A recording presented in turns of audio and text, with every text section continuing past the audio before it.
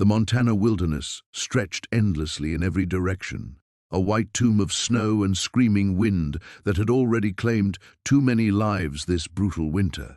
Sarah Mitchell stumbled through knee-deep drifts, her frozen tears turning to ice crystals on her cheeks as hypothermia began its deadly embrace.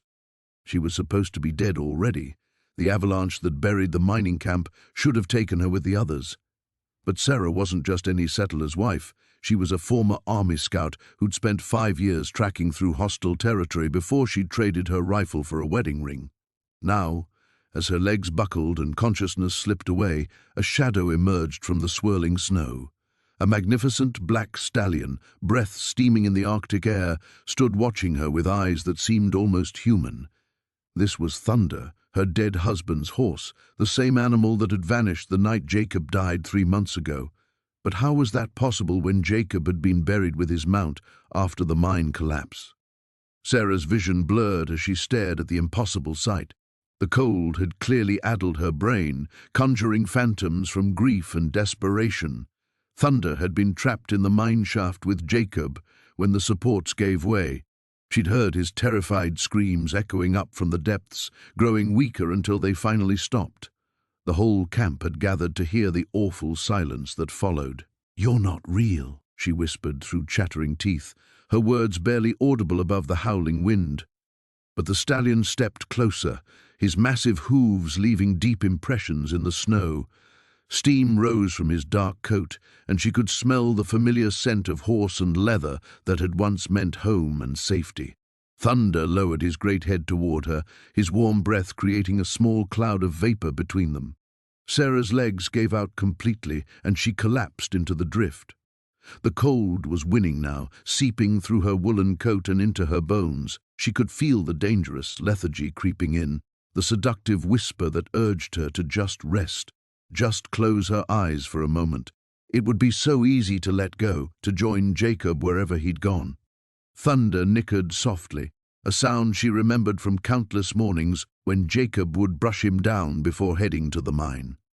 The stallion moved around her fallen form, positioning himself to block the worst of the wind. Then he did something that made Sarah's heart nearly stop. He knelt in the snow beside her, just as Jacob had trained him to do for mounting. "Thunder!"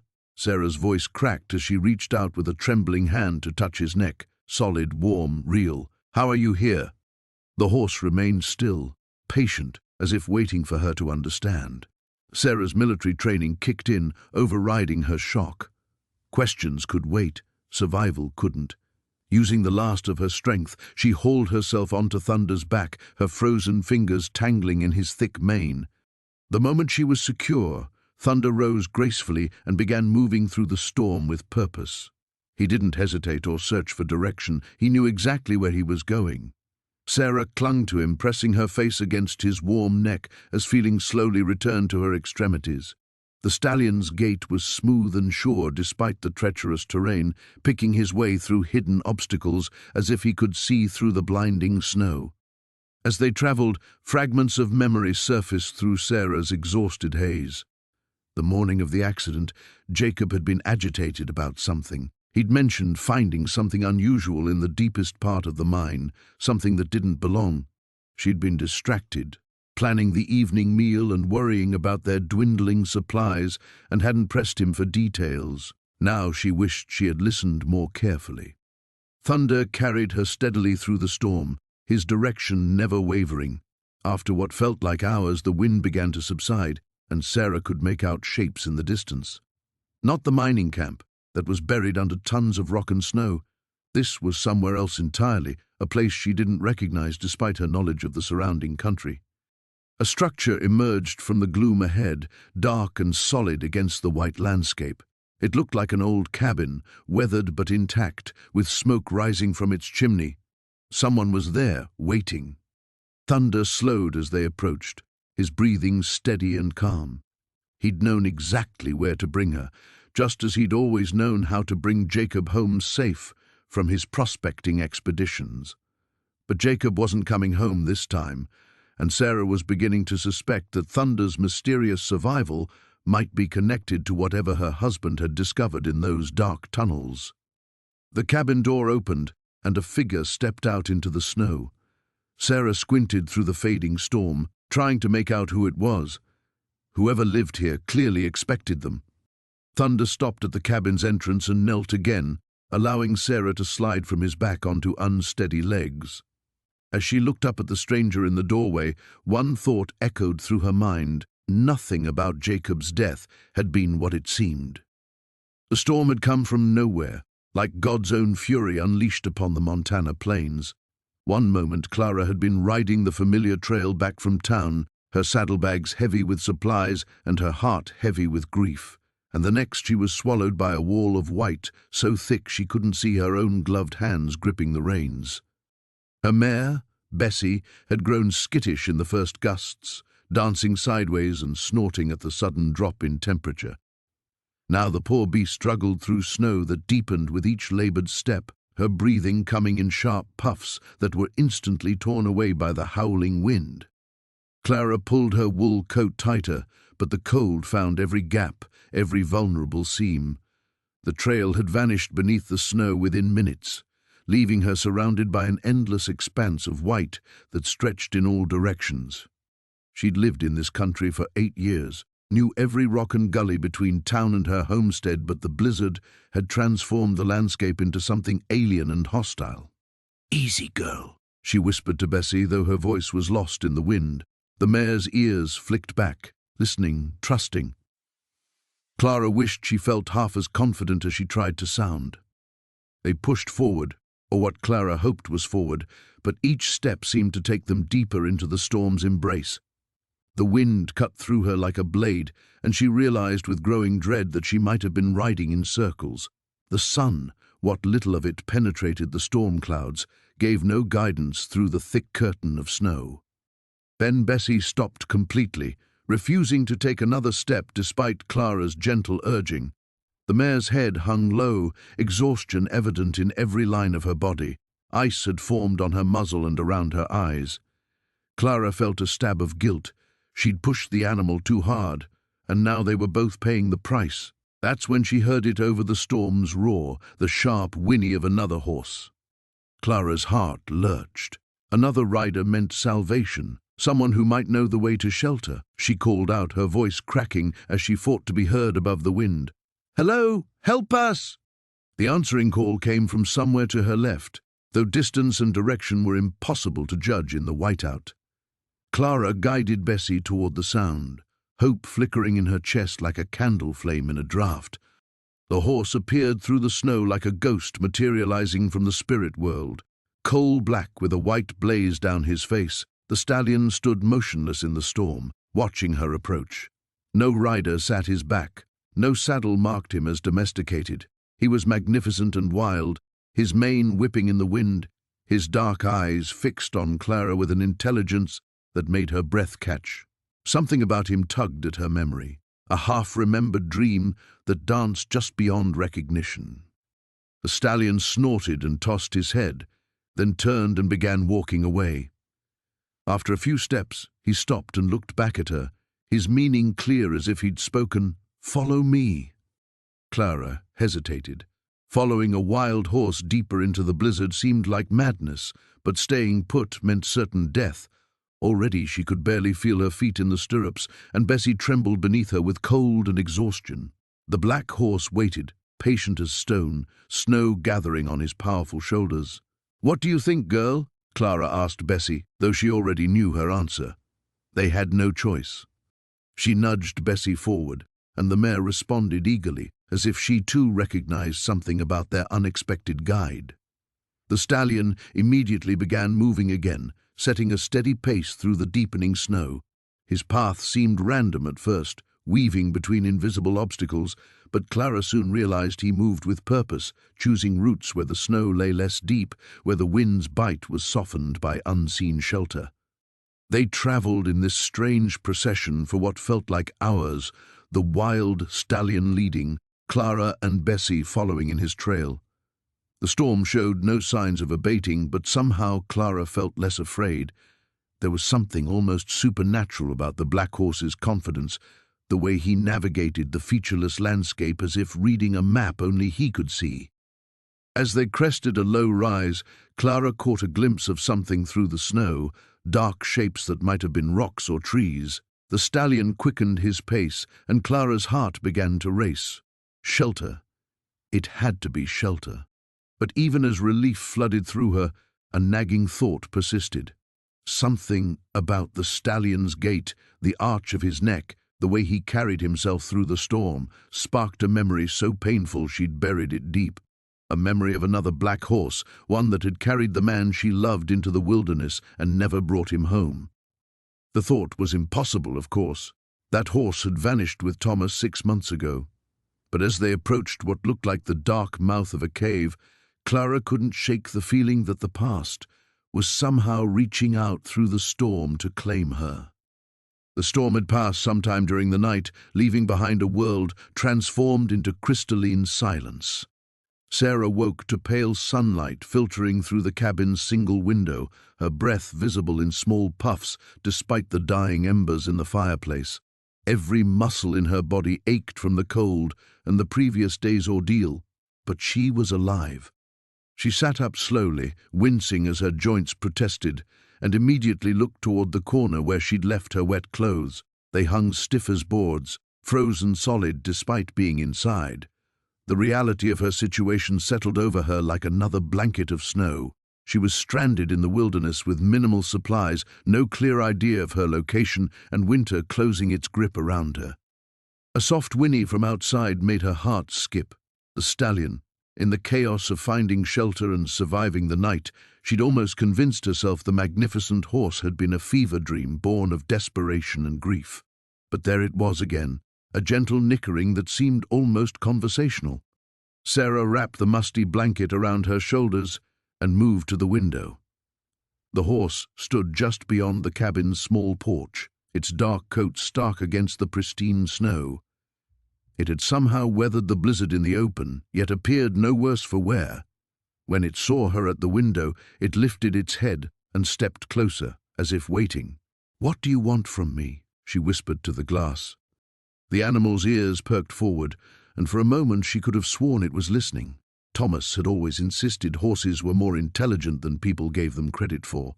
He'd spend hours talking to his mounts as if they were old friends sharing secrets. She'd teased him about it once, and he'd grown uncharacteristically serious. "Animals know things we've forgotten how to hear," he'd told her. "They see what we miss because we're too busy thinking instead of feeling." Sarah pulled on her stiff clothes with considerable difficulty, each frozen garment feeling like armor made of ice. She needed to assess her situation properly, take inventory of the cabin's meager supplies and determine her options. The alternative was to simply wait for rescue that might never come. The cabin proved to be a trapper's shelter, abandoned but well built.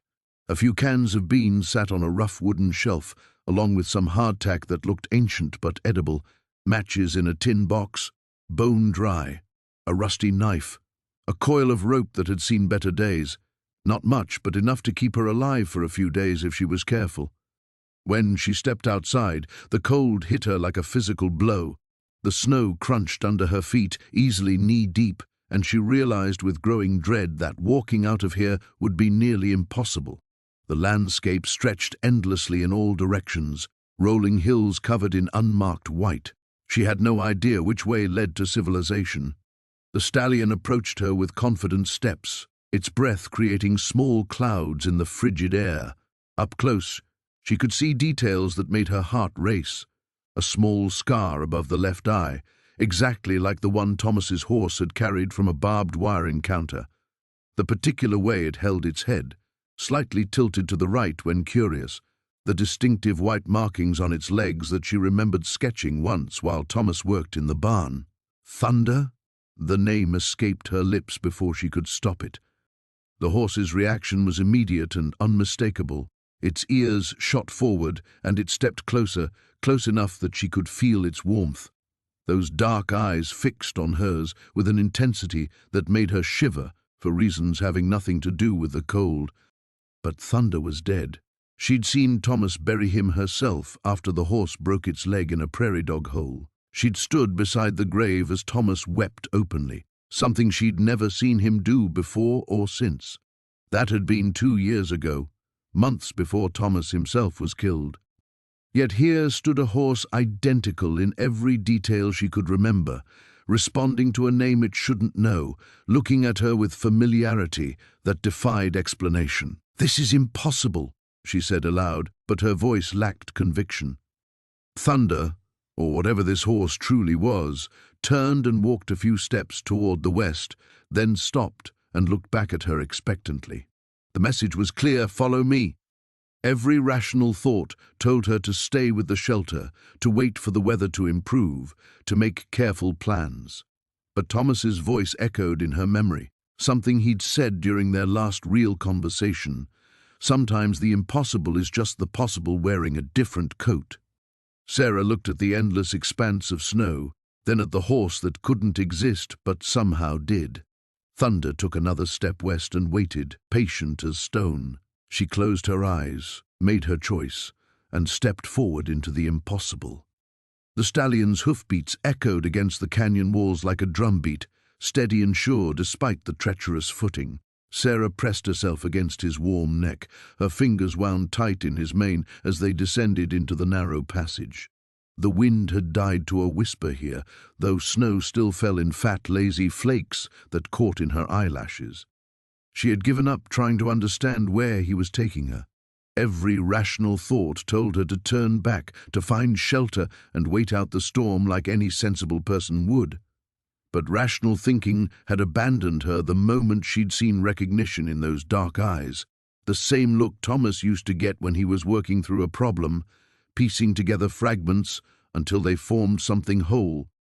The canyon floor leveled out, and the stallion picked up his pace. Ancient cottonwoods lined a frozen creek bed, their bare branches forming a cathedral of twisted wood above them. Sarah caught glimpses of strange markings carved into the canyon walls, symbols that looked almost like letters but belonged to no alphabet she knew. The hair on her arms stood up beneath her coat sleeves. "What is this place?" she whispered, but the stallion's ears only flicked back briefly before focusing forward again. They emerged from the canyon into a circular meadow ringed by towering pines. At its center stood the remains of a cabin, its roof partially caved but walls still standing. Smoke rose from a makeshift chimney, actual smoke, not the white puff of snow-laden air. Sarah's heart hammered against her ribs. Someone was here. The stallion slowed to a walk, then stopped entirely about 50 yards from the structure. He turned his head to look at her, and in that gaze she saw something that made her blood run cold. Not the wild intelligence she'd grown accustomed to, but something almost human, something that knew exactly what waited inside that cabin. A figure emerged from the doorway, tall, lean, moving with a familiar gait that sent the world spinning around her. Sarah's grip on the stallion's mane went slack, her vision blurred. It couldn't be. She'd buried him herself, had thrown dirt on the pine box that held what remained after the mine collapse. But the way he held his left shoulder slightly higher than his right, the careful way he favored his bad leg, these were details no stranger could replicate, details she'd memorized through 15 years of marriage. "Thomas?" The word escaped her lips as barely a breath. The figure stopped, raised a hand to shield his eyes against the falling snow. When he spoke, his voice carried clearly across the meadow, unchanged by months in a grave she now wondered had ever held him at all. "I wasn't sure you'd come." Sarah slid from the stallion's back without conscious thought. Her legs nearly buckled when her feet hit the ground. The horse nickered softly and nudged her shoulder as if encouraging her forward, but she remained frozen in place. "You're dead." The words felt strange in her mouth, too sharp and real for the dreamlike quality of everything around her. "I saw you. The mine. They said a lot of things." Thomas took a step closer, close enough now that she could see the familiar planes of his face, the scar above his left eyebrow from a childhood accident.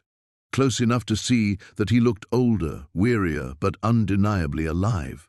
Most of them were lies. The stallion moved past her then, walking straight to Thomas with the easy familiarity of a creature returning to its master.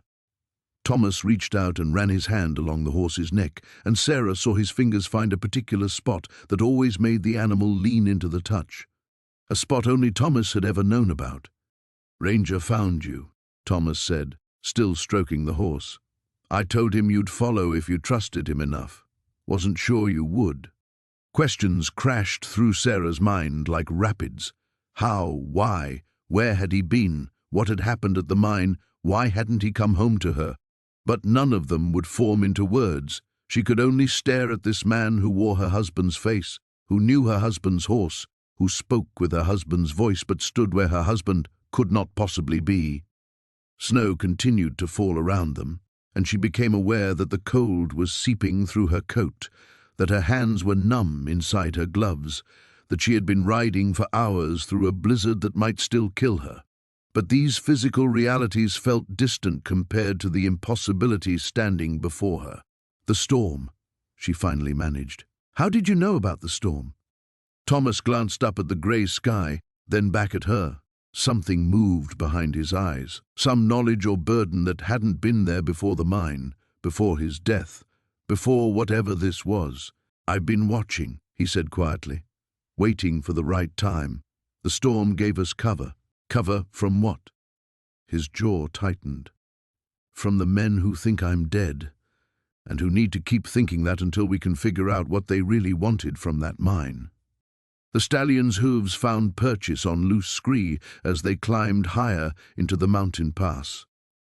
Elena pressed herself low against his neck, her fingers tangled in his mane as the wind howled around them with renewed fury. The blizzard had intensified since dawn, transforming the world into a swirling white void that seemed to swallow sound itself. She had long since given up trying to guide the horse. Every time she attempted to pull him toward what looked like shelter or an easier path, he would shake his great head and continue on his chosen route. There was something almost deliberate about his movements, as if he were following an invisible map carved into his memory. "Where are you taking me?" she whispered against his ear, her words lost in the storm. The horse's ears flicked back at the sound of her voice, and for a moment she could have sworn she felt him adjust his gait to make the ride smoother. It was such a small thing, but it reminded her achingly of how James had always seemed to anticipate her needs before she voiced them. As they rounded a rocky outcropping, the wind shifted, and Elena caught the faint scent of smoke. Her head snapped up, eyes straining through the whirling snow. There, barely visible through the storm, was the dark outline of a structure. Not the crude lean-to she might have expected in this wilderness, but something more substantial. The stallion picked up his pace, as if he too had caught the scent. Within minutes, they emerged into a small clearing where a log cabin sat nestled against the mountainside. Smoke curled from its chimney, and warm yellow light glowed behind frost-covered windows. Elena's relief was tempered by wariness. Who would be living this far from civilization, and why did the stallion seem to know exactly where to find this place?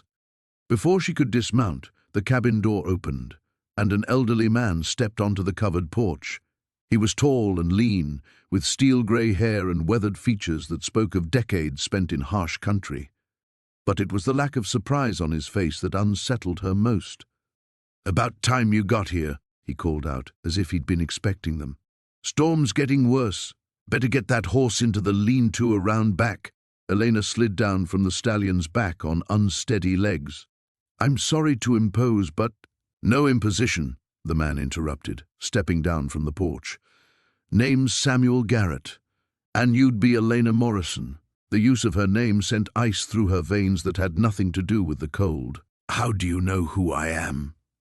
Samuel's eyes moved from her face to the stallion, who was watching the exchange with an alertness that seemed almost human. "Because that horse has been waiting 3 years to bring you here. That's impossible. I've never been here before in my life." "No," Samuel agreed, taking the stallion's makeshift reins. "But your husband has." The words hit her like a physical blow. Elena staggered, her hand reaching out to steady herself against the cabin's wall. "James is dead." "I know." Samuel's voice was gentle now, filled with something that might have been sympathy. "Helped bury him myself, matter of fact. But before he died, he made me a promise. Made this horse a promise too, I reckon." Elena's mind reeled. James had never mentioned knowing anyone in these mountains.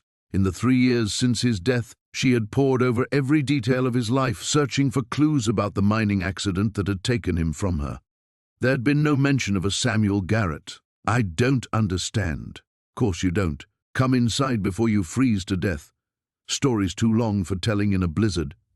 Samuel led the stallion around to the back of the cabin while Elena remained frozen in place, her thoughts churning. The horse looked back at her once before disappearing around the corner, and in that dark eye she saw something that made her breath catch, a look of patience, as if he were telling her to trust, to wait, to listen. When Samuel returned, he guided her into the warmth of the cabin. The interior was simple but comfortable, with a stone fireplace dominating one wall and shelves lined with books and supplies.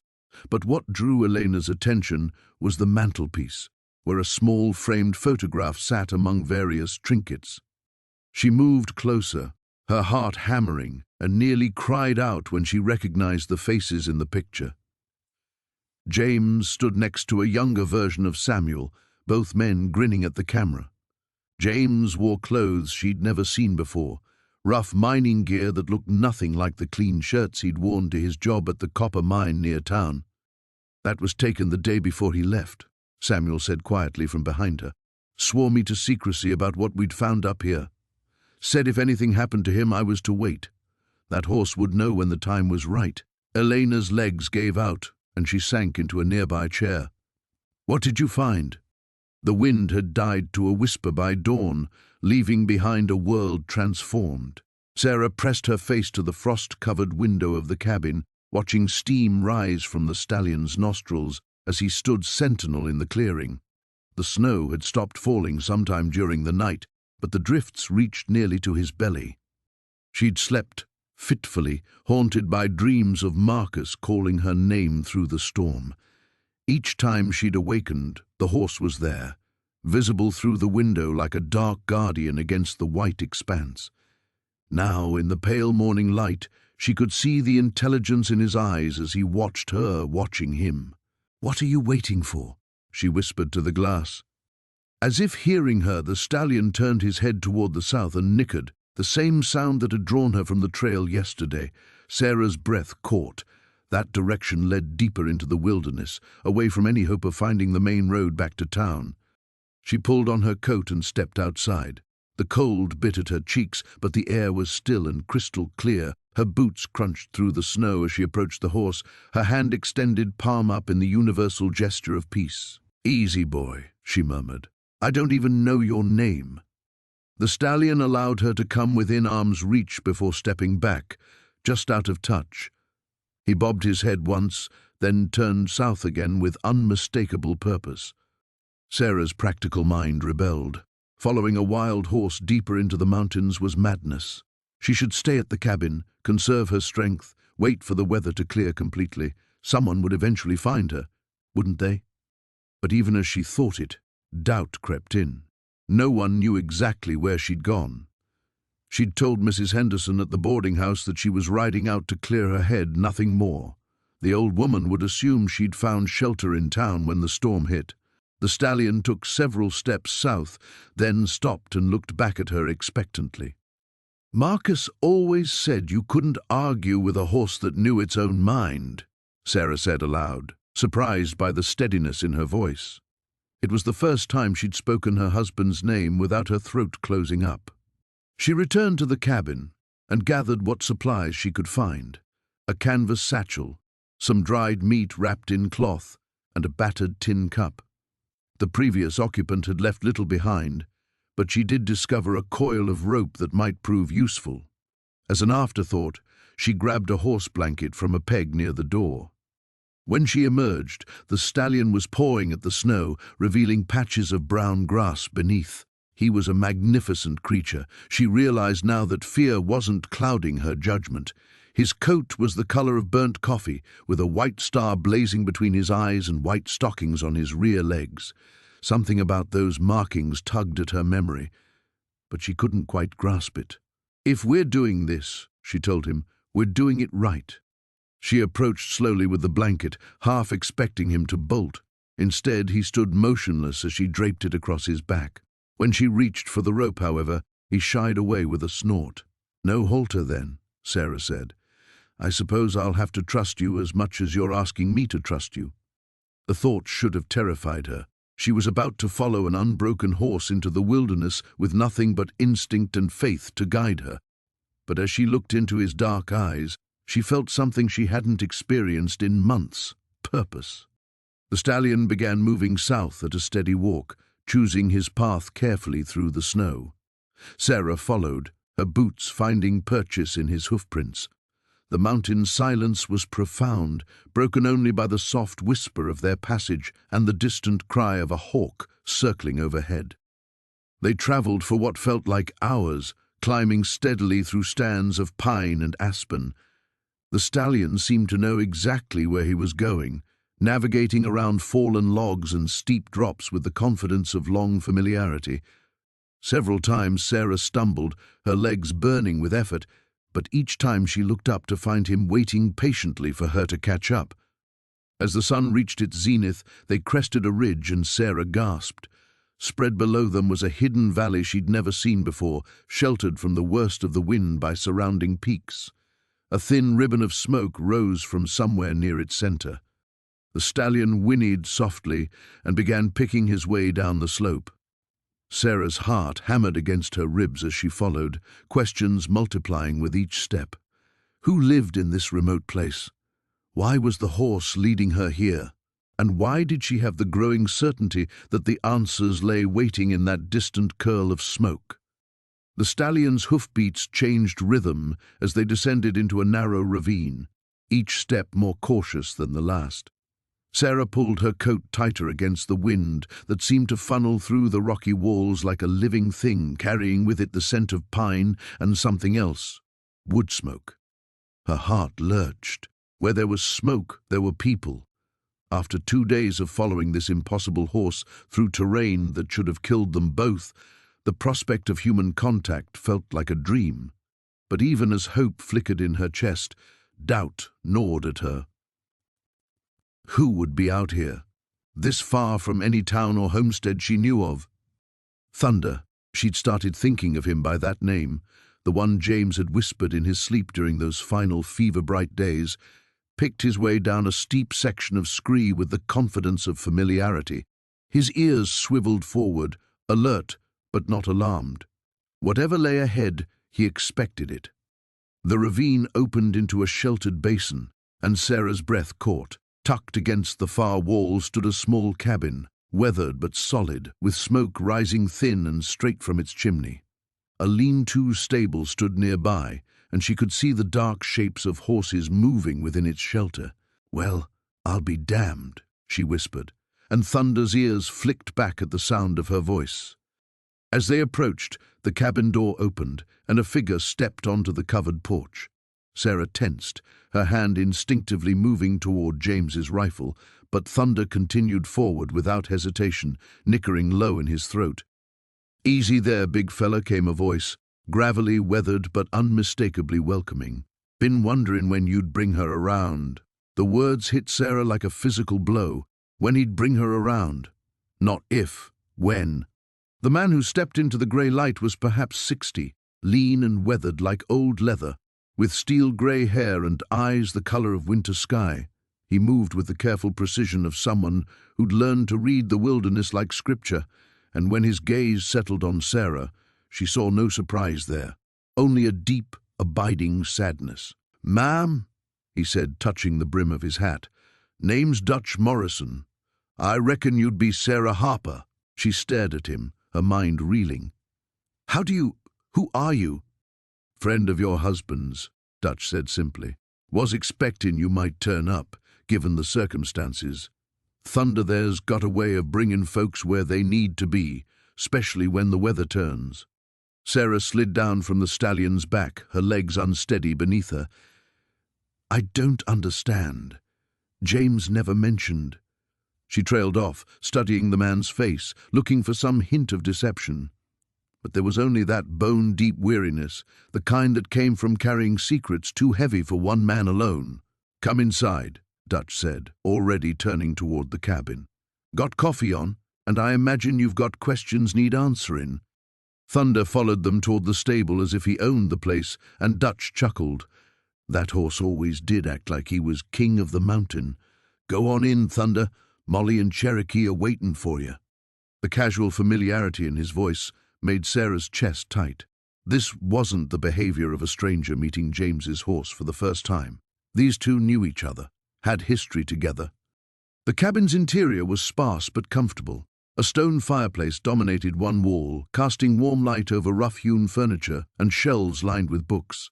Maps covered another wall, marked with symbols and notations Sarah couldn't decipher. But it was the small wooden chest on the mantel that made her freeze. She'd seen it before, in her own home, in James's hands during those final days when the fever had made him ramble about things that made no sense. He'd clutched that same carved chest, muttering about promises and debts that needed paying. "Where did you get that?" she whispered. Dutch followed her gaze and sighed. "James left it here last spring. Said if anything happened to him, Thunder would bring you to collect it." He poured coffee from a pot by the fire, his movements deliberate. "Didn't expect it to be so soon, though. Man your age shouldn't die from a simple fever." "It wasn't simple," Sarah said, accepting the cup with hands that shook slightly. "He fought it for weeks, but near the end he started talking about things, places I'd never heard of, people he'd never mentioned. He kept apologizing for something, but I couldn't make sense of it." Dutch settled into a chair across from her, his weathered hands wrapped around his own cup.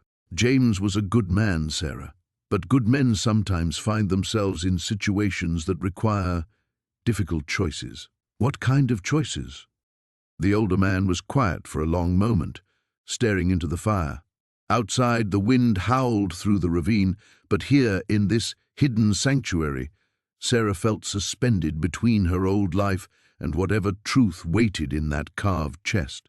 "The kind," Dutch said finally, "that change everything." The stallion's pace quickened as they descended into a valley Martha had never seen before, though something about the landscape tugged at her memory like a half-remembered dream. The blizzard had finally begun to ease, leaving behind a world transformed by snow that sparkled under the emerging afternoon sun. But the beauty of it couldn't distract her from the growing certainty that this place held secrets. Thunder's hooves found purchase on a narrow trail that wound between towering pines, their branches heavy with fresh powder. Martha pulled her coat tighter, studying the path ahead. This wasn't a natural deer trail. Someone had cleared this route deliberately, cutting back branches and moving stones to create a passage wide enough for a horse and rider. "Where are you taking me?" she whispered. But Thunder's ears flicked back as if he understood the question perfectly. The trail opened into a clearing dominated by a small cabin, its roof thick with snow but its structure sound and welcoming. Smoke curled from the chimney in a lazy spiral, and warm light glowed behind frost-covered windows. Martha's heart lurched. Someone lived here, in this hidden valley she'd never known existed despite years of exploring these mountains with Samuel. Thunder approached the cabin without hesitation, as if he'd made this journey countless times before. Martha slid from the saddle on trembling legs, her mind racing with questions. The door opened before she could knock, and a weathered man with silver hair and kind eyes stepped onto the porch. "Martha," he said simply, as if he'd been expecting her. "I wondered when you'd finally come." She stared at him, recognition dawning slowly. "Henry Carver? But you're supposed to be dead. Samuel said you died in a mining accident 3 years ago."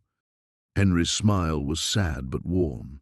"Samuel said a lot of things that weren't entirely true, I'm afraid. Come inside, child. You must be frozen through, and we have much to discuss." The cabin's interior was simple but comfortable, filled with the scent of pine and wood smoke. Henry gestured toward a chair by the fire while he poured steaming coffee from a pot on the stove. Martha's hands shook as she accepted the cup, her mind struggling to process what was happening. "I don't understand," she said finally. "Samuel told me you were his mining partner, that you died when the shaft collapsed at Silver Creek." There was no mining partnership, Henry said gently, settling into the chair across from her. And no accident at Silver Creek. Samuel asked me to disappear and I obliged him. He had his reasons and I had mine. Thunder whinnied softly from outside, and Henry glanced toward the window with something like fondness. That horse has been visiting me regularly for months now. I always wondered if he was trying to tell me something. Seems he was waiting for the right moment to bring you here. Martha set down her coffee cup with a trembling hand. I still don't understand. Why would Samuel lie about you being dead? Why would he want you to disappear? Henry was quiet for a long moment, staring into the fire. When he spoke, his voice carried the weight of years of carefully guarded secrets. Because I knew about the gold, Martha. The real gold, not the small claims Samuel worked for show. I knew about the vein he'd found up in Eagle's Ridge, the one that would have made both of you wealthy beyond imagining. Gold? Martha felt as if the ground was shifting beneath her feet. What gold? Samuel never found anything significant. We barely scraped by on what his claims produced. That's what he wanted everyone to believe, including you. Henry reached for a leather pouch on the mantelpiece and poured its contents onto the table between them. Gold nuggets caught the firelight, gleaming like captured stars. He'd been stockpiling it for over a year, waiting for the right time to reveal his discovery. But then complications arose.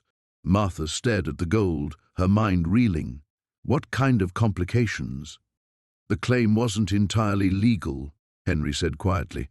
It overlapped with territory that rightfully belonged to the Cheyenne, and Samuel knew it. He also knew that others were getting suspicious about his frequent trips to Eagle's Ridge. Men who wouldn't hesitate to kill for a find like this. The pieces began falling into place with sickening clarity. So he asked you to help him hide it. I was supposed to be his partner, to help him figure out how to extract the gold without drawing attention. But I couldn't stomach the deception, especially keeping you in the dark about something that would change your life forever. Henry's eyes met hers across the table. We argued about it the night before he died. I told him he had to tell you the truth, that you deserved to know what he'd found and what dangers it might bring. Martha's breath caught. The night before he died? But his death was an accident. He fell from thunder during a storm. Henry's expression grew even more somber. Was it an accident, Martha, or did someone else know about the gold? Someone who decided Samuel wouldn't live to claim it. The storm had passed, leaving behind a crystalline world that gleamed under the pale morning sun. Clara's breath formed silver clouds as she worked to break camp, her movements more confident now than they had been days ago. The wild had taught her efficiency born of necessity, and her hands no longer fumbled with the rope or struggled to secure her meager supplies. Thunder stood nearby, his coat steaming slightly in the cold air, watching her with those knowing eyes. She had stopped questioning his intelligence days ago. The horse seemed to understand not just where they were going, but why they needed to get there. "Ready, boy?" she asked, approaching him with the makeshift bridle. He lowered his head willingly, and she couldn't help but smile at how natural the gesture had become between them. 3 weeks ago, she would never have imagined herself speaking to a horse as if it were her closest confidant. They set out across the snow-covered landscape, Thunder picking his way carefully down what appeared to be an ancient game trail. The path wound through a stand of aspens, their white bark stark against the blue shadows of morning. Clara found herself studying the terrain with new eyes, noting landmarks and reading the subtle signs that Thunder seemed to follow instinctively. By midday, they had descended into a sheltered valley she didn't recognize. The snow was shallower here, and patches of brown grass showed through like scattered coins. A creek ran along the valley floor, its water dark and swift between banks of ice. Thunder stopped suddenly, his ears pricked forward with an alertness that made Clara's pulse quicken. She had learned to trust his instincts completely, and when he became still like this, it meant something important lay ahead. Following his gaze, she saw it. A thin column of smoke rising from behind a cluster of pine trees, perhaps half a mile distant. Her heart hammered against her ribs. People, After weeks of isolation, the prospect of human contact felt both thrilling and terrifying. "Is that where you're taking me?" she whispered. Thunder nickered softly and began moving toward the smoke with purposeful strides. As they drew closer, Clara could make out the outline of a small cabin nestled against the hillside, its chimney releasing that precious signal of habitation. The door opened before they reached the yard, and an elderly man emerged, his weathered face creased with surprise. He was tall and lean, with silver hair and the bearing of someone accustomed to solitude, but his eyes were kind, and when his gaze fell on Thunder, something shifted in his expression. "Well, I'll be damned," he said quietly. "Thunder." Clara's breath caught. "You know him?" The man nodded slowly, never taking his eyes off the stallion. "Know him? Hell, I helped James break him 7 years ago. Thought he was lost for good. After—" He paused, finally looking at Clara with new understanding. "You must be Clara Morrison."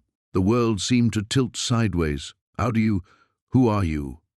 "Name's Sam Garrett. I was James's partner before he married you and settled down." Sam's voice was gentle but carried a weight that made Clara's chest tighten. "He talked about you in every letter. Said you were the finest woman in 3 territories. Clara slid down from Thunder's back, her legs unsteady. "James never mentioned a partner." Sam's smile was sad but knowing. "That's because what we were doing wasn't exactly legal, and he wanted to keep you clear of it. But Clara, there are things you need to know. Things he made me promise to tell you if anything ever happened to him." The words hit her like a physical blow. "What things?" "Come inside first.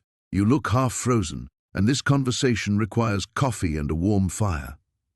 Sam gestured toward the cabin, then looked at Thunder. "You can turn him loose in the paddock. He knows this place well enough." As Clara led Thunder to the small enclosure behind the cabin, her mind raced with questions and possibilities. The horse moved with familiar ease, as if he had been here many times before. When she opened the gate, he walked directly to a shelter in the corner and began nosing through a pile of hay that looked relatively fresh.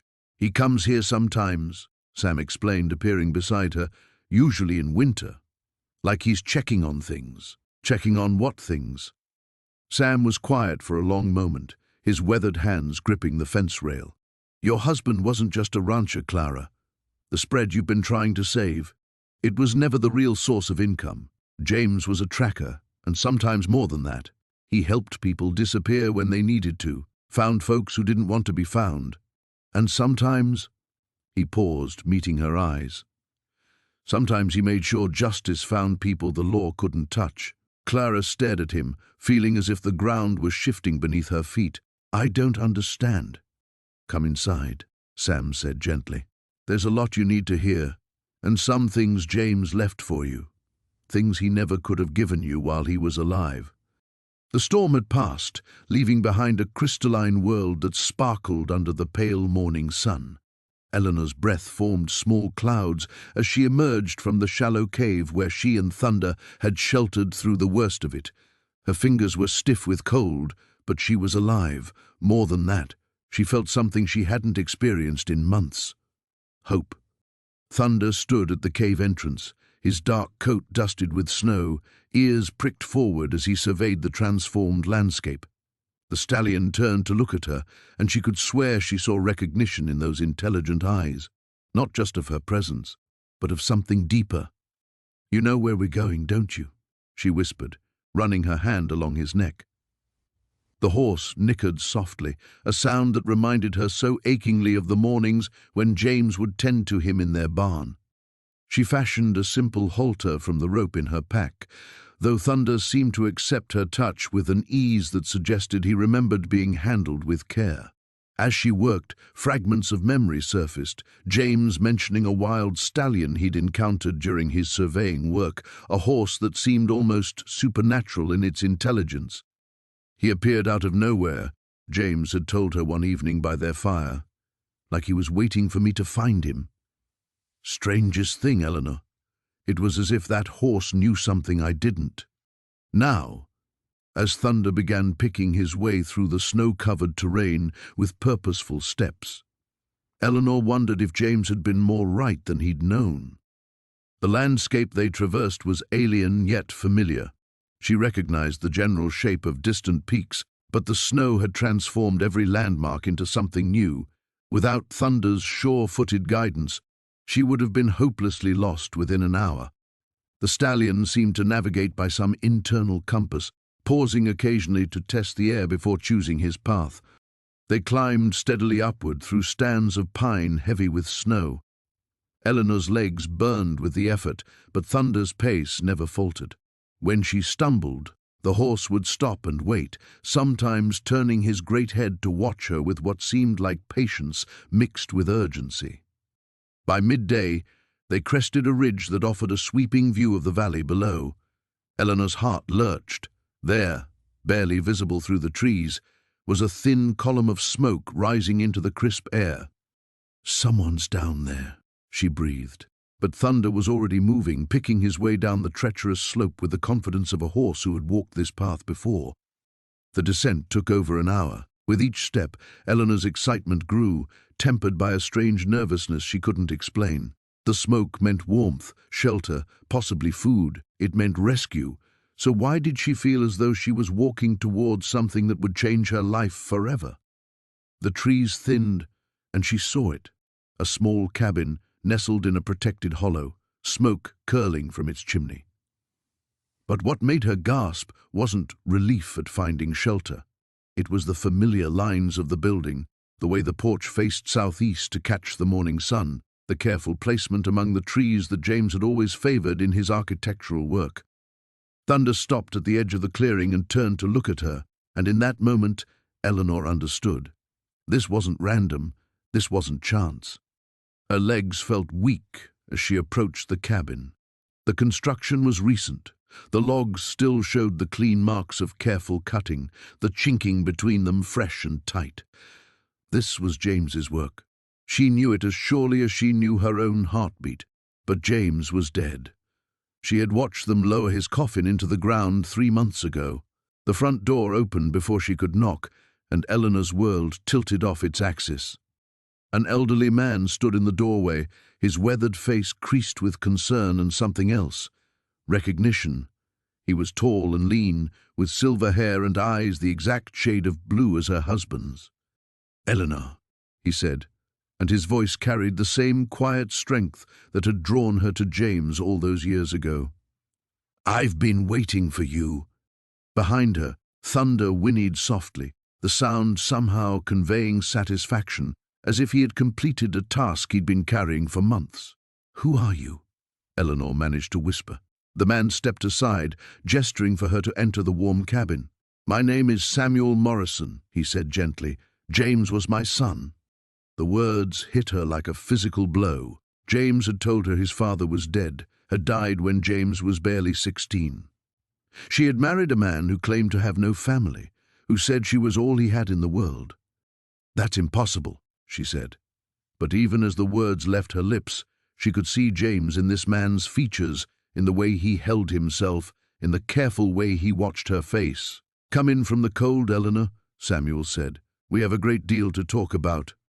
The wind had died to a whisper, leaving an eerie stillness that made every sound seem amplified. Elena's breath came in visible puffs as she followed Thunder through what appeared to be a natural corridor between towering rock formations. The stallion moved with deliberate purpose, his hooves finding sure footing on the snow-covered stone path that seemed almost too convenient to be natural. "Where are you taking me?" she whispered, though she knew he wouldn't answer. Couldn't answer. Yet something in his bearing suggested he understood more than any horse should. The passage opened into a sheltered valley, hidden so completely by the surrounding cliffs that Elena gasped. Here, the snow was lighter, caught by the rocks above, and she could see patches of brown earth and even some stubborn grass. More importantly, she could see smoke rising from a crude chimney jutting from what looked like a cave entrance.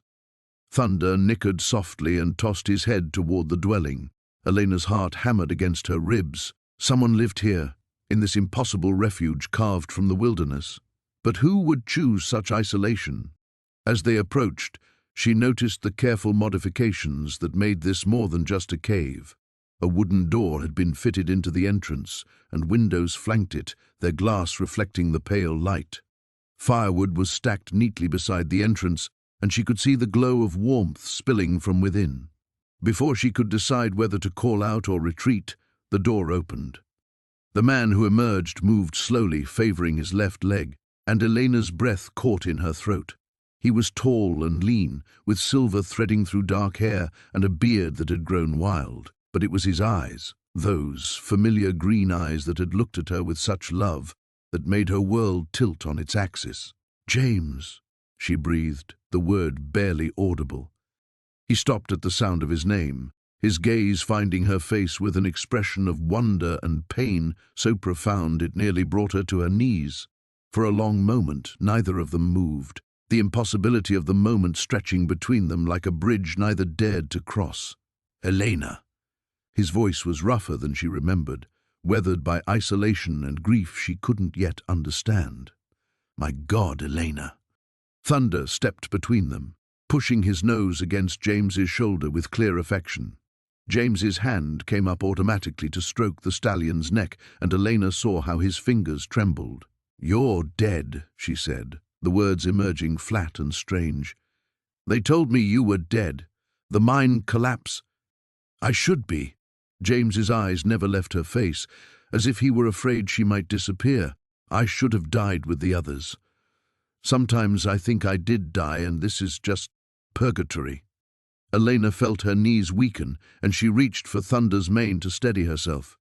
The stallion stood rock-steady, a living anchor in a world that had suddenly lost all meaning. "The rescue team searched for days," she said. "They found bodies, but not. They said you must have been buried too deep, that I wasn't in the mine when it happened." The words came out like a confession, heavy with guilt that had obviously eaten at him for months. "I was tracking Thunder. He'd broken free that morning and run off into the hills. I followed him, and when I finally caught up," he gestured helplessly. "The explosion was so far away it sounded like distant thunder. I didn't even know what had happened until I got back to town." Elena stared at him, trying to process what he was telling her. "But why didn't you come home? Why did you let me think—" "Because I was supposed to be there." His voice cracked. "I was supposed to be in that mine with my crew. Instead, I was chasing after a horse while good men died, men with families who needed them, and I lived because I wasn't where I belonged." The pain in his voice was so raw it made her chest ache. She understood now why Thunder had seemed so lost when he'd appeared at their ranch, why he'd carried such an air of purposeful grief. The stallion had been searching, just as she had been, for something that seemed lost forever.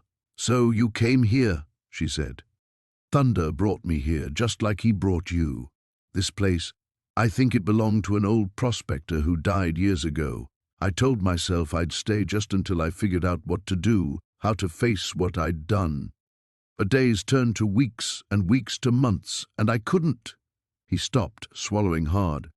"I couldn't face you knowing that I was alive because I failed in my duty to my men."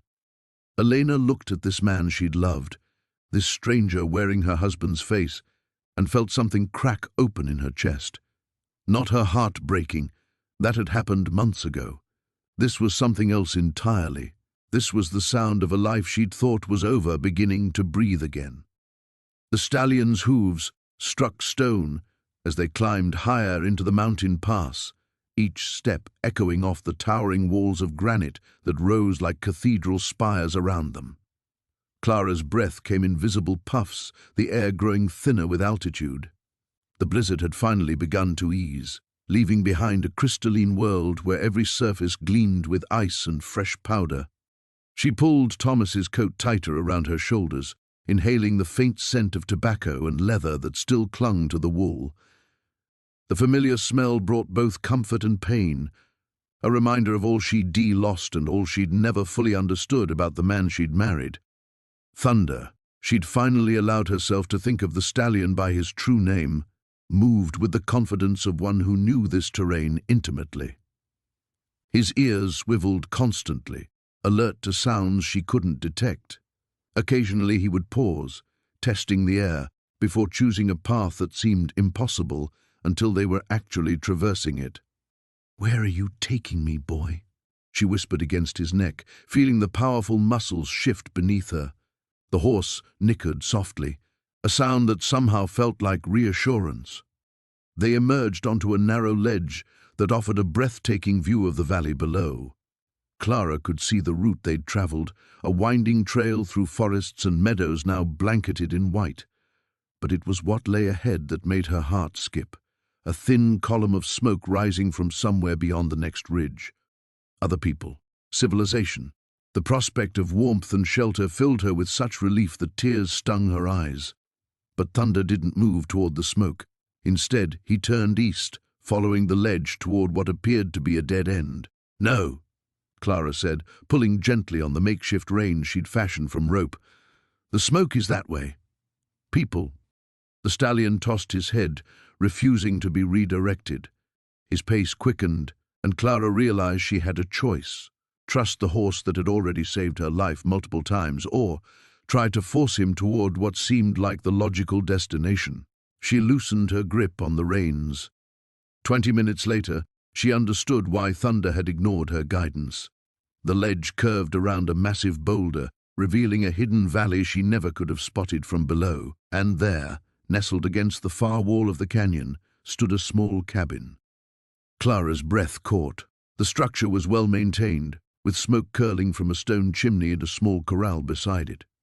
But what shocked her most was the horse standing in that corral, a mare the color of burnished copper, watching their approach with obvious recognition. Thunder whinnied, a sound filled with joy and longing that made Clara's chest tighten. The mare answered, and even from this distance Clara could see the animal's excitement. The stallion picked up his pace, navigating the descent into the valley with eager energy. As they drew closer to the cabin, Clara noticed details that made her pulse quicken. A pair of boots on the porch, too large to belong to a woman. A saddle draped over the corral fence, its worn leather familiar in a way that made her stomach twist with impossible hope and terrible fear. The cabin door opened before they reached the yard. The man who emerged was thinner than she remembered, his hair longer and streaked with more grey. A thick beard covered the lower half of his face, and a jagged scar ran from his left temple to his jaw. But the eyes, those dark brown eyes that had looked at her with such love on their wedding day, those were unmistakably Thomas's.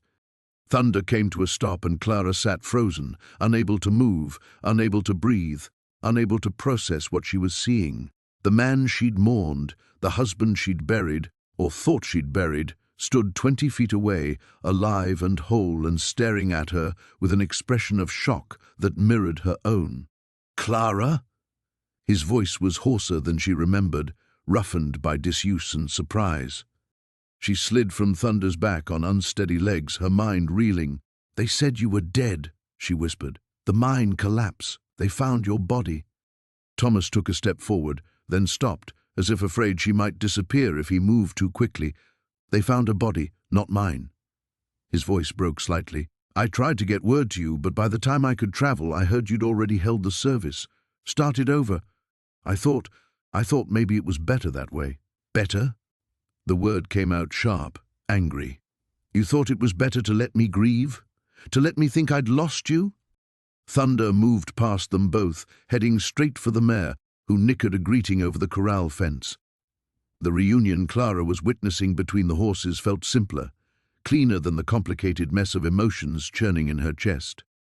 Thomas watched her face, reading the storm of feelings there. "I know how this looks. I know what I've put you through. But Clara, there are things about that mine, about why I was there, things you need to know." The dawn sky stretched pale and unforgiving across the endless white expanse as Sarah urged Thunder forward through the deepening snow. Each breath burned her lungs, and frost had formed on her eyelashes, but something had shifted in her resolve during the cold night. The horse's steady gait beneath her felt like a lifeline, his warmth seeping through her numb legs. Thunder's ears swiveled constantly, alert to dangers she couldn't perceive. When he suddenly stopped, head high and nostrils flaring, Sarah's heart clenched. She strained to see what had caught his attention across the windswept landscape. There, a dark smudge against the white horizon, too regular to be natural. "Easy, boy," she whispered, though her own pulse quickened. Thunder snorted, his breath creating a small cloud in the frigid air, then began picking his way forward with deliberate caution. As they drew closer, the shape resolved into a ramshackle cabin, its roof sagging under the weight of accumulated snow. One wall had partially collapsed, leaving jagged wooden teeth exposed to the elements. Sarah felt a flicker of hope, shelter, perhaps supplies, but Thunder's increasing agitation made her wary. The stallion stopped again, pawing at the ground and tossing his head. Sarah dismounted carefully, her legs nearly buckling as they hit the snow. Every movement sent sharp pains through her frozen joints, but she forced herself to approach the cabin. The door hung askew on broken hinges. Inside, pale morning light filtered through gaps in the walls, illuminating chaos. Furniture lay overturned, and what remained of provisions had been scattered across the floor, but it was the dark stains on the wooden planks that made her stomach turn. "Someone was here," she murmured, stepping back. Thunder nickered softly behind her, and she turned to see him watching the tree line with intense focus. That's when she saw the tracks. Not human, too large, too wide, wolf tracks and recent ones. They circled the cabin in a pattern that spoke of patience and calculation. Sarah's blood ran cold as she counted the different pad impressions in the snow. At least 6 animals, maybe more. Thunder whinnied, sharp and urgent. Sarah spun toward the sound just as movement flickered between the distant trees. Yellow eyes gleamed in the shadows, watching, waiting. "God help us," she breathed, scrambling back toward Thunder, but as she reached for his reins, she noticed something that stopped her cold. There, pressed deep in the snow near the cabin's threshold, was a boot print, large, with a distinctive wear pattern on the heel. She knew that print, had seen it countless times in the mud outside their home, tracked across her kitchen floor. Thomas's boots, the ones with the leather patch he'd sewn on himself.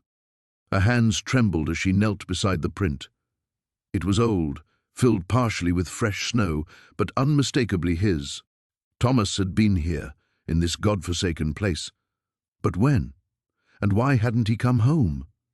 A low growl from the tree line shattered her thoughts. The wolves were moving closer, emboldened by daylight or desperation.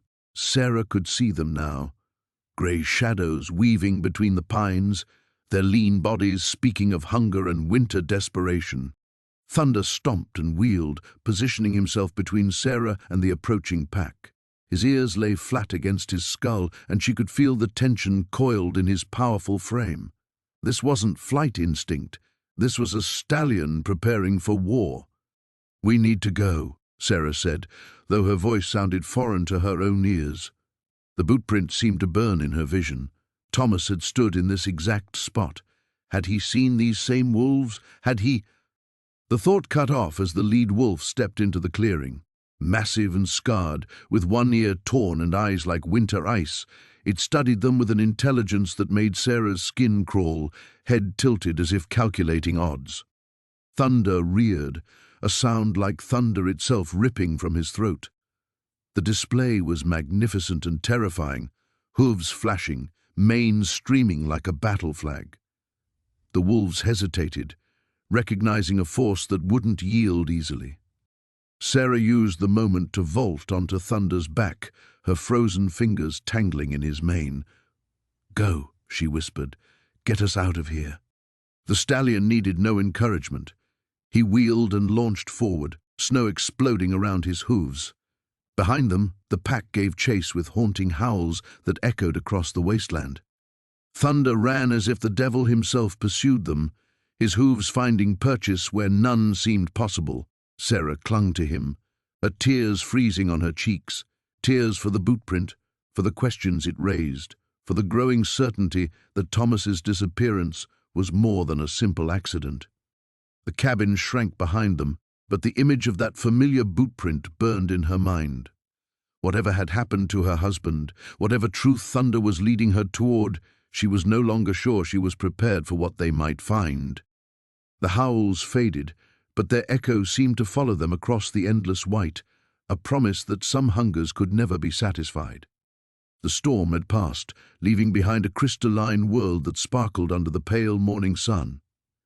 Sarah's breath formed small clouds as she followed Thunder through snow that crunched beneath their feet with each step.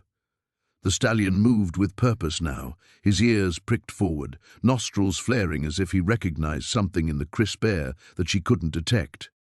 They'd been traveling for 2 hours when Thunder suddenly stopped, his massive head lifting high. Sarah squinted against the snow's glare, trying to see what had captured his attention. In the distance, barely visible against the white landscape, stood the dark outline of a cabin. Her heart hammered against her ribs. This wasn't just any cabin. She could see the distinctive stone chimney that Thomas had described in his letters, the one he'd built with his own hands using river rock. This was the place he'd written about, the sanctuary he'd found in the wilderness where he'd planned to bring her someday. Thunder nickered softly and began moving forward again, his pace quickening. Sarah's legs felt unsteady as she walked beside him, her mind racing with questions and possibilities. Why had Thomas never told her exactly where this place was? Why had he kept its location so carefully hidden? As they drew closer, she could see that the cabin was larger than she'd expected, built from solid logs with careful craftsmanship. Smoke rose from the chimney in a thin, steady line that made her stop in her tracks. Someone was here. Thunder showed no hesitation, continuing straight toward the building. Sarah grabbed his mane, her voice barely a whisper. "Wait, boy. We don't know who—" The cabin door opened before she could finish her thought, and a figure stepped onto the covered porch. Sarah's world tilted on its axis. The man was tall and lean, with dark hair streaked with silver, and a familiar way of standing with his weight shifted to one foot. Even at this distance, even after 2 years of believing him dead, she knew that silhouette as well as her own reflection. Thomas. The name fell from her lips like a prayer and a curse combined.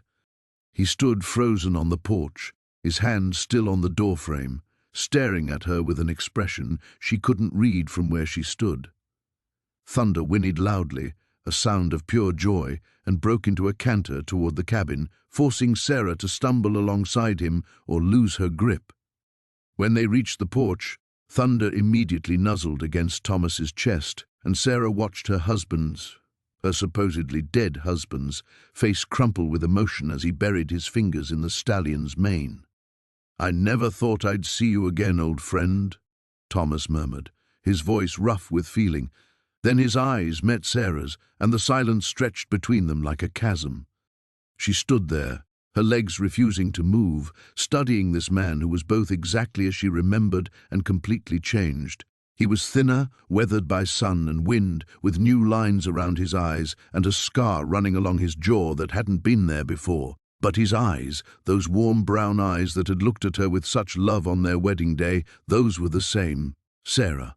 Her name sounded strange coming from his lips, as if he wasn't sure he had the right to speak it. "They told me you were dead." Her voice came out steady, though inside she felt as if she were falling through ice. "There was a funeral. I buried an empty coffin." Thomas stepped down from the porch, moving slowly as if approaching a wild animal that might bolt. "I can explain." "Can you?" The words came out sharper than she intended. "Can you explain why I've spent 2 years grieving for a man who was alive, why I've been living in hell while you were here, safe and warm in your hidden cabin?" Thunder shifted between them, sensing the tension, his ears flicking back and forth. Thomas reached out as if to touch her face, then let his hand drop. "I had no choice, Sarah. After what happened in Colorado, after what I discovered, they would have killed you too. The only way to keep you safe was to disappear completely. I couldn't risk any contact, couldn't risk leading them to you. Who would have killed me?" But even as she asked, pieces began falling into place. The mysterious business trips, the way Thomas had sometimes seemed distracted, worried about things he wouldn't discuss. The letter from the mining company that had arrived after his supposed death, asking about documents they claimed he'd stolen. "The Consolidated Mining Corporation," Thomas said quietly. "I found out what they were doing to the water supply, How many people were getting sick? I had evidence that could have destroyed them, but they found out first. The cave-in wasn't an accident, Sarah. They tried to kill me, and when they thought they'd succeeded, I let them believe it. The truth hit her like a physical blow, and she staggered backward. Everything she thought she knew about the last 2 years, everything she'd endured, had been built on a lie. The mine shaft descended into absolute darkness, each step echoing off unseen walls that seemed to press closer with every heartbeat. Sarah's trembling hand gripped the rope Thomas had secured at the entrance, her only lifeline to the world above. The stallion's urgent whinnying had grown fainter as she'd lowered herself into the earth's belly, following the crude map her husband had hidden in his saddlebags. 20 feet down, her boots touched solid ground. The air hung thick and stale, carrying the metallic taste of old mining equipment and something else, something that made her pulse quicken. She struck a match, its sulphurous flare revealing timber supports and the glint of metal rails disappearing into a tunnel ahead. The map had been cryptic, marked only with distances and crude symbols, but Thomas's handwriting had been unmistakable. Even more unmistakable had been the notation in the margin, for Sarah, when the time comes.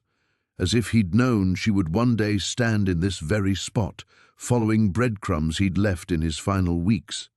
She moved deeper into the tunnel, lighting matches sparingly. The flame revealed pick marks in the walls, evidence of back-breaking labor. But this wasn't gold they'd been after. Her husband's final letter, tucked behind the map, had made that clear. The Hastings family hadn't just been stealing cattle, they'd been mining something far more valuable on government land, something that would bring federal marshals if the truth ever surfaced. The tunnel branched ahead. Sarah consulted the map again, her match burning down to her fingertips before she dropped it. Left passage 30 yards, then right at the support beam marked with 3 notches.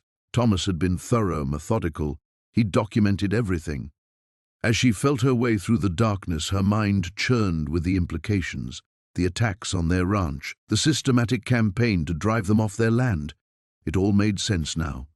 The Hastings operation needed the entire valley to remain secret. Her husband had stumbled onto their illegal mining, and it had cost him his life. Another match revealed the notched beam. She turned right, and the passage opened into a wider chamber. Here, the evidence was overwhelming. Crates lined the walls, some bearing government stamps, others marked with symbols she didn't recognize. Her light caught the dull gleam of silver bars, stacked like cordwood. But it was the papers scattered across a makeshift desk that made her breath catch. Bills of lading, shipping manifests, correspondence with buyers in distant cities, all bearing Marcus Hastings' signature. The scope of the operation was staggering. They'd been systematically looting silver from government claims for years, using the isolated valley as their base of operations. Her match died, plunging her back into darkness. As she fumbled for another, a sound made her freeze. Voices, distant, but growing closer. The rope she'd left hanging at the entrance would have been impossible to miss. "Told you someone was poking around up here." The voice carried clearly through the tunnels. Marcus Hastings. Fresh tracks in the snow. Could be that woman again. Another voice, rougher. Sarah's heart hammered as she pressed herself against the chamber wall. The map crinkled in her pocket as she tried to control her breathing. They were between her and the exit, and she had nowhere to run in the branching darkness of the mine. "Find her," Hastings ordered. "This ends tonight." Footsteps echoed through the passages, splitting up to search the different tunnels. Sarah felt along the wall, desperate for another passage, another way out. Her fingers found only solid rock and timber supports. The chamber was a dead end. Light flickered in the main tunnel, torches, moving systematically closer. She had minutes, maybe less. Her hands shook as she gathered what papers she could reach, stuffing them inside her coat. Whatever happened, someone needed to know the truth about what the Hastings family had done. The light grew brighter. She could hear individual footsteps now, the scrape of boots on stone. In desperation, she looked up, her last match revealing a narrow shaft overhead, possibly an old air vent. The flame showed handholds carved into the rock, just barely within reach. She blew out the match and began to climb in complete darkness, feeling for each grip, testing each foothold before trusting her weight to it. The shaft was barely wide enough for her shoulders, rough stones scraping her coat as she pulled herself upward. Below, light spilled into the chamber she'd just vacated. She was here, Hastings' voice carried up the shaft. Search every inch. Sarah climbed faster, her muscles screaming, loose rock cascading down past her face. The shaft seemed endless, a vertical tomb that might lead nowhere. But Thomas had mapped this place thoroughly, and he wouldn't have marked a passage that didn't lead somewhere. Above her, impossibly faint but unmistakable, she felt the whisper of moving air against her face. Cold air, carrying the scent of snow and freedom. The shaft had an exit, somewhere up in the darkness. She just had to reach it before they discovered where she'd gone. The canyon walls rose around them like the ribs of some ancient beast, their red sandstone faces catching the last amber light of day. Sarah's breath came in visible puffs as Thunder picked his way carefully along the narrow ledge that served as a path. Below them, the ground fell away into darkness so complete it seemed to swallow sound itself. She had stopped questioning the stallion's route hours ago. Every instinct told her they were heading deeper into wilderness, further from any hope of civilization. Yet Thunder moved with the confidence of a creature following a map burned into his very bones. His ears remained pricked forward, alert but not alarmed, as if he recognized every twist in the stone corridor. The wind had died to a whisper, but the cold remained brutal. Sarah pulled her coat tighter and leaned forward in the saddle, sharing what little warmth she could with the horse beneath her. Her fingers had long since gone numb despite the worn gloves, and her face felt carved from ice. "Where are we going, boy?" she murmured, her words echoing strangely off the canyon walls. Thunder's ears flicked back at her voice, then forward again, never breaking stride. They rounded a bend, and Sarah gasped. Ahead of them, the canyon opened into a hidden valley she never could have imagined. Protected on all sides by towering walls of stone, a pocket of land spread before them like something from a dream. Even in the fading light, she could see the dark line of a creek winding through winter-brown grass and the skeletal branches of cottonwoods that would provide blessed shelter from the wind. But it was the structure at the valley's heart that made her breath catch in her throat. A cabin sat nestled against the far wall of the canyon, smoke rising lazily from its chimney into the still air. Warm yellow light glowed from its single window, and she could see a small corral beside it, empty but well-maintained. Everything about the scene spoke of recent habitation, of someone waiting.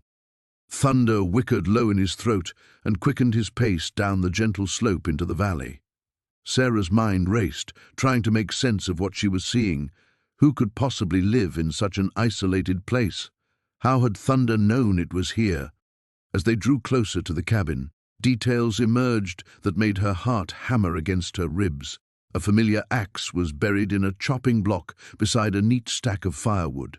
A pair of worn boots sat on the porch, boots she would have recognized anywhere. And hanging from a peg beside the door was a hat that had shaded beloved eyes through countless days under the western sun. "No," she whispered, her voice barely audible.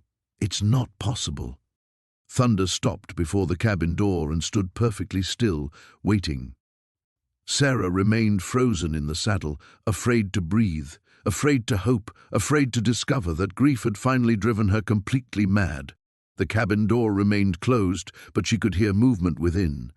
The scrape of a chair, footsteps crossing a wooden floor. She slid from Thunder's back on legs that threatened to buckle. Her boots crunched in the snow as she approached the door, each step feeling like walking through deep water. Behind her, Thunder moved to the water trough beside the corral as if he had done so 1,000 times before. Sarah raised her hand to knock, then froze as the door swung open. The man standing in the doorway was thinner than she remembered, his face marked by new lines and a beard shot through with premature grey. But his eyes were the same warm brown that had looked at her with such love on their wedding day, the same eyes that had closed forever beneath her trembling fingers in a hospital room that smelled of antiseptic and despair. "Hello, Sarah," James said quietly. "I've been waiting for you." The world tilted sideways. Sarah gripped the doorframe to keep from falling, her mind struggling to process what her eyes were telling her. This couldn't be real. James was dead. She had held his hand as the life left his body, had watched them lower his coffin into the frozen ground. She had mourned him for months, had nearly died herself in the wilderness from the weight of her grief. "You're dead," she whispered, the words tearing at her throat. "I watched you die." James stepped closer, and she could see the pain that lived in the depths of his eyes now, a shadow that hadn't been there before. "I know how it must seem. I know what you think you saw. But Sarah, I need you to listen to me. Please come inside before you freeze. Let me explain." He reached for her hand, and his fingers were warm and solid and utterly real against her frozen skin. The touch sent shock waves through her entire body, because dead men didn't have calluses from working with horses, didn't smell like wood smoke and leather, and the particular scent that was uniquely, impossibly James. Thunder nickered softly from the corral, a sound of contentment and homecoming that seemed to say what Sarah's stunned mind could not yet accept. They had arrived exactly where they belonged. The wind had finally died to a whisper, but Elena barely noticed as she followed Thunder down the narrow mountain path.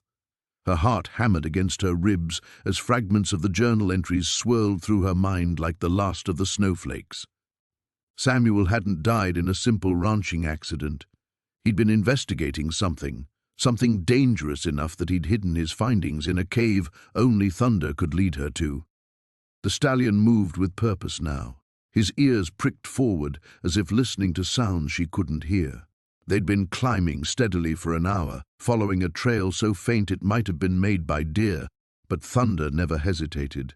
Ice crystals clung to his black mane, and steam rose from his coat in the bitter air. "Easy, boy," Elena murmured when her boots slipped on a patch of hidden ice. Thunder immediately slowed, turning his great head to watch her regain her footing. The connection between them had deepened over these 3 days, forged by shared survival and something deeper, a mutual understanding that Samuel's memory bound them together. The path curved sharply around a granite outcropping, and suddenly Thunder stopped. His nostrils flared, and a low rumble vibrated through his chest. Elena's hand instinctively went to the rifle across her back, her eyes scanning the white landscape ahead. That's when she saw it. A thin column of smoke rising from behind a cluster of snow-laden pines about half a mile down the slope. Her breath caught. Someone else was out here in this wilderness, and if Samuel's journal was right about the men who'd been watching him, that someone might not be friendly. Thunder's ears swiveled back toward her, and she could swear she saw intelligence in his dark eyes, as if he understood her fear and was asking what she wanted to do. Elena studied the smoke, weighing their options.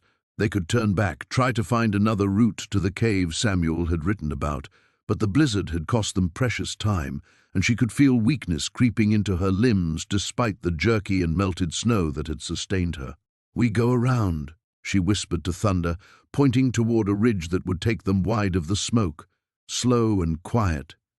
The stallion bobbed his head once and began picking his way through the deeper snow off the main path. Each step was deliberate, careful, his hooves finding solid ground beneath the powder. Elena followed in his wake, grateful for the trail he broke for her. They'd covered maybe 200 yards when the sharp crack of a rifle shot echoed across the mountains. Elena dropped instinctively, pulling Thunder's reins to bring his head down. The stallion needed no urging. He folded his legs and sank into the snow beside her, his breathing controlled despite the obvious tension in his muscles. More shots followed, but they weren't aimed in their direction. Someone down by that fire was shooting at something else, or someone else. Elena's mind raced through the possibilities, none of them good. Were there other survivors from the blizzard, or had Samuel's investigation finally caught up with whoever had been pursuing him? The shooting stopped as abruptly as it had begun, leaving only the whisper of wind through the pines and the hammering of Elena's pulse in her ears. She waited, counting her heartbeats, before slowly raising her head above the snowbank. Movement caught her eye near the tree line. 2 figures on horseback were picking their way up the mountain, following what looked like the same general direction she and Thunder had been traveling. Even at this distance, she could see they were heavily armed and moving with the systematic precision of hunters tracking prey. Cold understanding settled in her stomach like a stone. They weren't random travelers caught in the storm. They were following the same route Thunder had been taking, the route to Samuel's cave. She pressed her face against Thunder's warm neck, fighting down panic. "They know," she breathed. "Somehow, they know about the cave." Thunder shifted beneath her, and she felt the powerful muscles in his shoulders bunch with tension. When she looked into his eyes, she saw something that made her breath catch. Not just intelligence, but determination. This horse hadn't just survived Samuel's death. He'd been waiting for this moment, waiting for someone to finish what his master had started. The riders below had paused, one of them pointing in different directions, as if uncertain which path to take. That hesitation was their advantage, Elena realized. Thunder knew these mountains in a way no human tracker could. He'd carried Samuel through these passes, knew every hidden trail and secret route. "Can you get us there first, boy?" she whispered. Thunder was already rising to his feet, his answer clear in every line of his body. Elena swung back into the saddle, and without another word, the stallion wheeled away from the ridge and plunged into a dense grove of aspens whose bare branches would hide their movement from the hunters below. They were racing now, racing toward whatever truth Samuel had died to protect, with danger closing in from behind and only Thunder's memory to guide them through the frozen wilderness ahead. The cave mouth opened before them like a promise kept, its darkness welcoming rather than forbidding. Sarah slid from Tempest's back, her legs unsteady after the harrowing descent through the blizzard. The stallion nickered softly, his breath forming clouds in the frigid air as he nudged her toward the entrance. Inside, the howling wind became a distant whisper. Sarah's eyes adjusted slowly to the dim light filtering through the opening, revealing smooth stone walls and a ceiling that disappeared into shadow. But it was what lay deeper in the cave that made her heart stop. A small camp, carefully arranged. Blankets that she recognized, folded neatly beside a circle of stones blackened by old fires. Thomas's saddlebags, his rifle, his worn leather journal resting on a flat rock like an altar. And scattered throughout the space, carved wooden figures, horses, eagles, mountains, each one bearing the gentle touch of hands she had kissed 1,000 times. "He was here," she whispered, her voice echoing softly off the stone walls. He was alive. Tempest moved past her into the cave, no longer wild but purposeful, leading her to the journal. Sarah's trembling fingers opened the familiar cover, and Thomas's handwriting bloomed across the pages like a voice from beyond. Day 12 since the avalanche. Broke 3 ribs, maybe 4. Tempest got us out, but barely. Found this cave, good shelter. Sarah would like it. Reminds me of the hidden places we discovered on our honeymoon. Sarah sank to her knees on the blankets that still held the faintest trace of his scent. The pages revealed everything. How he'd survived the slide that should have killed him, how he'd lived here for weeks while his injuries healed, how he'd carved each figure while dreaming of home. Day 28. Ribs healing well enough to ride. Tempest's been restless. He knows we need to head back before winter sets in proper. Sarah must think I'm dead. Can't bear the thought of her grieving. Tomorrow we ride for town. The entries stopped there, but scattered loose pages told the rest of the story. His handwriting grew weaker, more erratic. "Something's wrong. Fever won't break. Should have left days ago but can barely stand. If I don't make it, I hope someone finds this. Hope Sarah knows how much I loved her. How sorry I am for chasing that damn horse up the mountain in the first place." Tears blurred her vision as she read his final words. "Told Tempest to go home. Stubborn horse won't leave. Guess we'll see this through together, old friend. Sarah, if you're reading this, live. Don't let grief cage you like I caged myself after losing Pa. The world needs your light." Sarah pressed the journal to her chest and wept. Not just for Thomas, but for the weeks he'd spent alone, injured, fighting to return to her. for the cruel irony that he'd survived the unsurvivable only to fall to infection and fever in this hidden sanctuary. When the tears finally stopped, she found Tempest standing beside her, his great head lowered. She reached up to touch his muzzle, understanding flowing between them like water finding its level. "You stayed with him until the end," she said, "and then you waited. All this time you were guarding this place, guarding his memory." The stallion's eyes held depths of sorrow and loyalty that made her chest ache. He'd carried Thomas here, had been his companion through those long, painful weeks, had witnessed his master's final breath, and then, true to his wild nature but bound by love, he'd remained. Sarah gathered the scattered pages, organizing them carefully. Thomas's story deserved to be preserved, to be shared. His carvings, his words, his love, all of it mattered. All of it would come home with her. But first, she built a fire in the ancient circle of stones, using wood Thomas had gathered months ago. As the flames caught and danced, casting warm light across the cave walls, she spoke to him as if he were sitting beside her. She told him about the farm, about the neighbors who'd helped through harvest, about the foal Tempest had sired with Martha's mare. She told him about her grief, her anger, her slow journey back towards something resembling peace, and she told him about forgiveness, how she'd finally learned to forgive him for leaving, and more importantly, to forgive herself for the words left unspoken. The storm raged through the night, but the cave remained a pocket of warmth and memory. When dawn broke clear and sharp, Sarah packed Thomas's belongings with reverent care. Some things would go to his grave, others would find new homes on the mantle, in her heart, in the stories she would tell. Tempest waited patiently as she took a final look around the cave. This wasn't goodbye, it was completion. The circle Thomas had started with his love, continued with his courage, and ended with his devotion, was finally beautifully whole. She swung into the saddle, and together they rode toward home, toward a future that honored the past without being imprisoned by it.